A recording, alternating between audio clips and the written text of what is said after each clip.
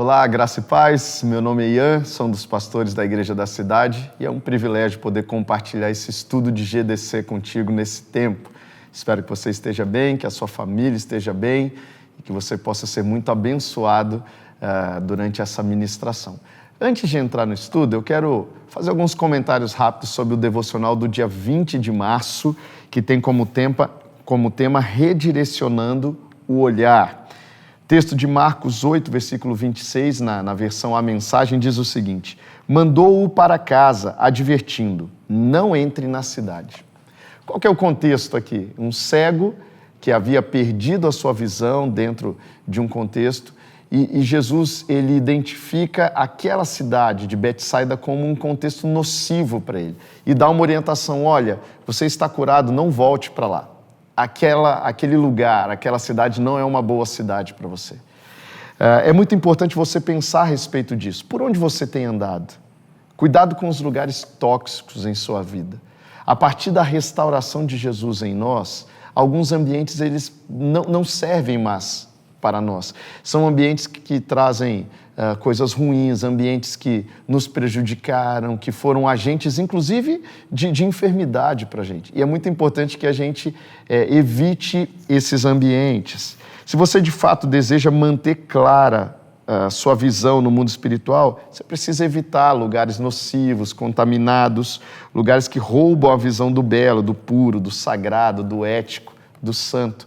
Então, você vai ler o devocional completo, vai ser ministrado, mas eu queria fazer esse destaque e já te encorajar a avaliar. Puxa, esse ambiente serve para mim? Esse ambiente é um ambiente que agrega ou é um ambiente que traz enfermidade, um ambiente nocivo? Cuidado com ambientes tóxicos, não vai te ajudar em nada, pelo contrário, vai trazer coisas muito ruins para você. Faça sempre uma avaliação e tome decisões, seja corajoso, ousado e tome decisões importantes para que a sua santidade, para que o seu relacionamento com Deus se mantenham sempre estáveis e crescentes. Vamos para o estudo de hoje, o Ministério Apostólico e Profético de Cura de Jesus. Esse é o tema que eu quero compartilhar contigo nesse tempo. Antes, só fazer algumas comunicações rápidas. Nós estamos na nossa campanha 40 dias no Evangelho de Mateus. Esse é o quarto estudo dessa campanha. Nessa semana nós estamos fazendo jejum de doces e sobremesas. Então, estamos abrindo mão disso, declarando: Deus, você é o que eu tenho de mais importante. Então, vamos juntos nesse jejum. Nessa semana, nós teremos ativação profética como ação catalisadora, dia 25 de março, próximo sábado. Nós vamos ter essa ação acontecendo presencialmente no Campus Colina, tá? Mas você também pode fazer o curso online disponível no site do IP EAD. Você entra lá, tem o curso de ativação profética ali disponível. Você faz a sua inscrição e participa também dessa forma.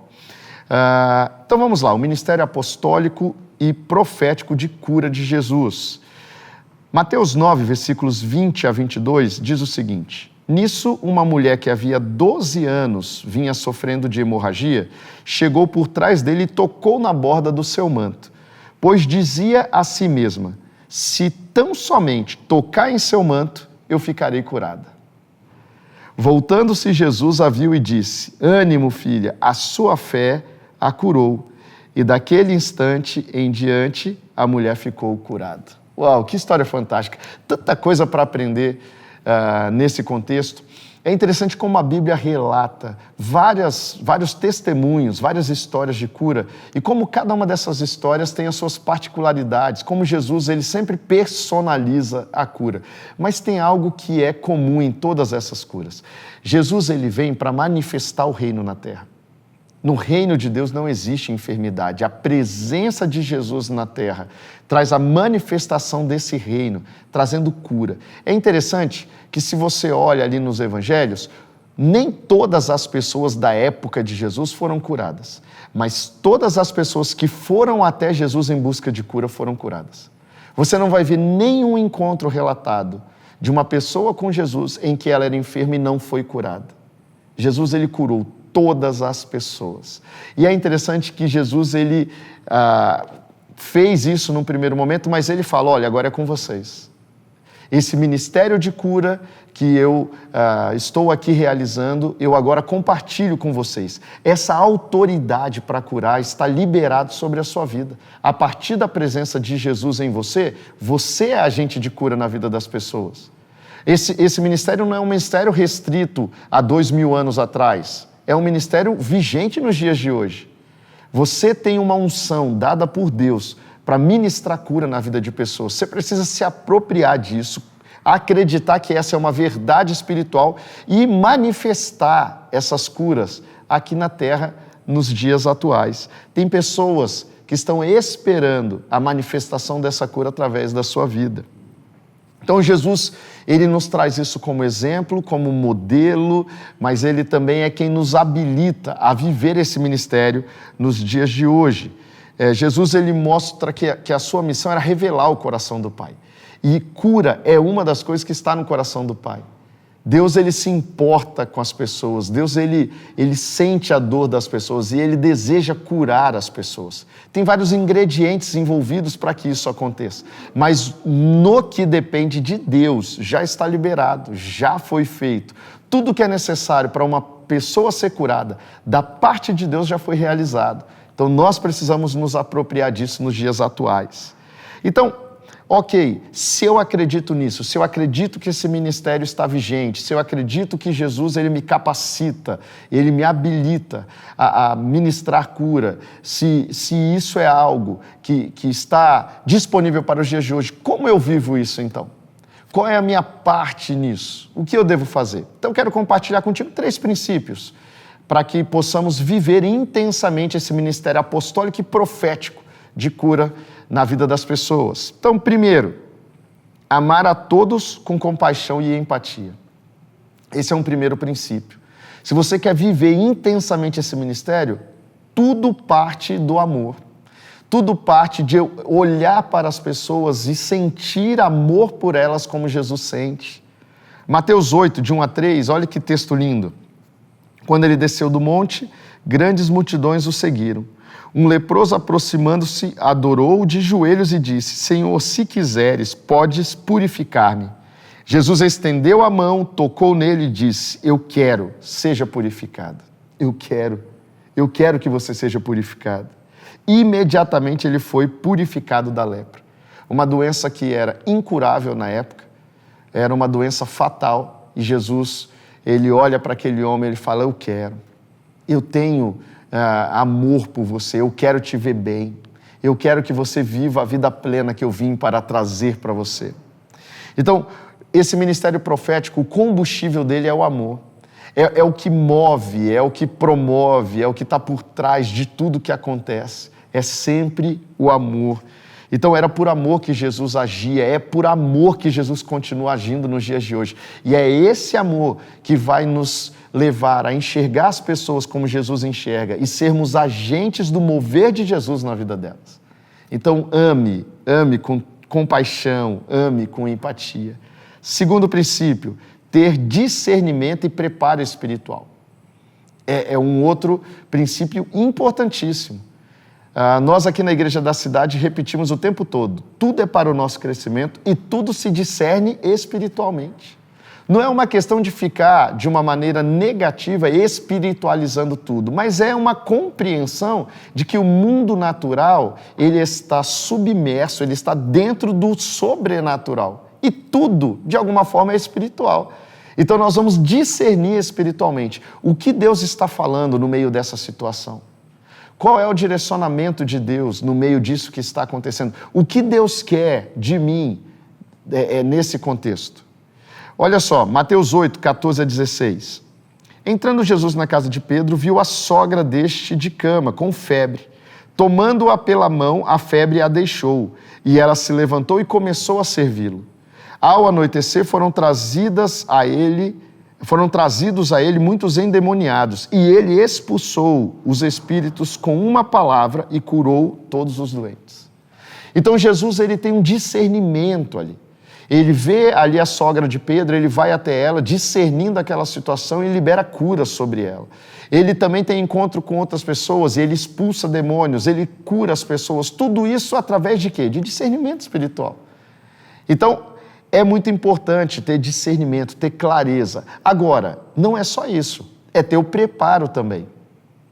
Você precisa se preparar, precisa ter mais conhecimento, estudar ainda mais a palavra, estar mais conectado com Deus, praticar disciplinas espirituais. Comecei aqui esse estudo falando a respeito do jejum dessa semana. O jejum é uma disciplina espiritual. Não muda o coração de Deus, mas muda o seu coração, muda o meu coração. O jejum é uma afirmação de que Deus é o que nós temos de mais importante, de que Deus é o centro das nossas vidas. É uma declaração assim, Deus, não há nada mais importante na minha vida do que o Senhor. O jejum nos conecta ainda mais com Deus. O jejum apura o nosso discernimento espiritual, nos deixa mais antenados espiritualmente, mais alertas. Então, o jejum, ele traz uma série de benefícios. E se não bastasse isso tudo, Jesus, para começar o seu ministério, realizou um jejum de 40 dias. Imagina, se Jesus, Filho de Deus, precisou jejuar, imagina nós.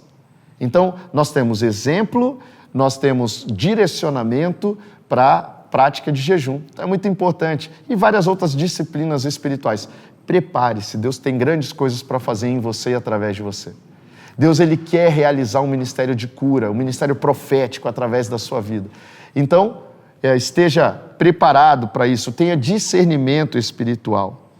Terceiro, entender que é um chamado para todos. Esse ministério não é um ministério restrito a 1, 2, 3, 5, 15 pessoas, é para todo cristão.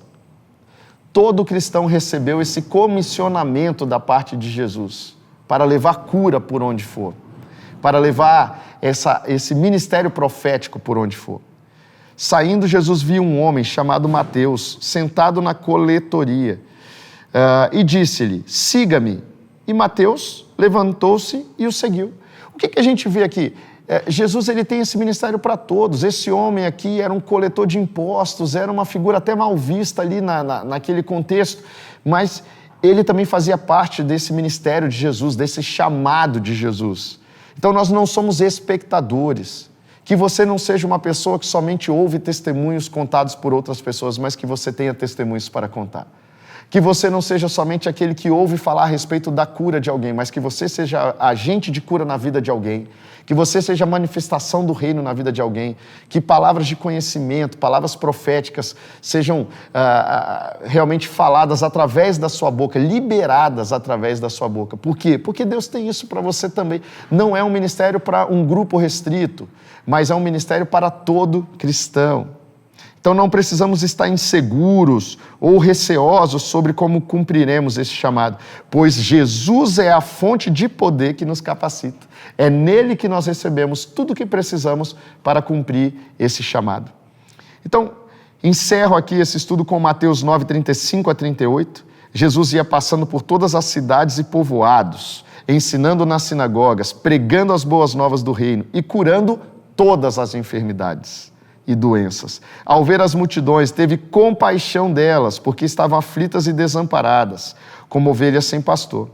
Então disse aos seus discípulos, a colheita é grande, mas os trabalhadores são poucos. Peçam, pois, ao Senhor da colheita que envie trabalhadores para a sua colheita. Ei, você é um deles. Você é um desses trabalhadores convocados para a colheita. Que Deus abençoe muito a sua vida, que você viva intensamente esse ministério e possa ser expressão do amor de Jesus, também através de sinais e maravilhas. Para que você faça uma reflexão em cima disso tudo que você ouviu, você tem andado com Jesus ou como Jesus e amado as pessoas através das suas ações? Quando foi a última vez que você orou pela cura de alguém? Então, faça essa reflexão. Sobre oração, faça uma oração de agradecimento a Jesus por nos deixar seu exemplo de vida e oportunidade de fazermos parte da história que Ele está escrevendo aqui na terra. Peça ao Espírito Santo que te encha de ousadia e de amor pelas pessoas para enxergá-las como Jesus a vê. Então, ore sobre isso. Tá? Uma aplicação disso tudo, estamos falando de demonstração de amor, quero deixar 2 aplicações. Uma, decida nessa semana ainda orar por alguém. Encontrou uma pessoa enferma, ore por ela, declare cura de Deus sobre a vida dela. Mas também uma outra aplicação é você convidar pessoas para o nosso Alto de Páscoa 2023. O Alto tem sido um agente de cura na vida das pessoas. Quantos relatos nós temos de pessoas que, ao virem participar de um Alto de Páscoa, foram completamente curadas de doenças físicas, emocionais. Então, também é uma oportunidade muito interessante. Tá? E, como indicação, o curso de ativação profética, né, que é algo muito importante para a nossa caminhada espiritual, nos ajuda bastante. E você pode participar da edição presencial ou você pode entrar ali no ipead.com/ativação profética, sem ser cedilha, sem acento, sem nada, ipead.com/ativação profética, está aparecendo aqui embaixo o link. Você pode entrar nesse site, fazer a sua inscrição e participar do curso online. Que Deus te abençoe muito, complete essa palavra no seu coração e que você viva intensamente o ministério de cura na sua vida. Um grande abraço.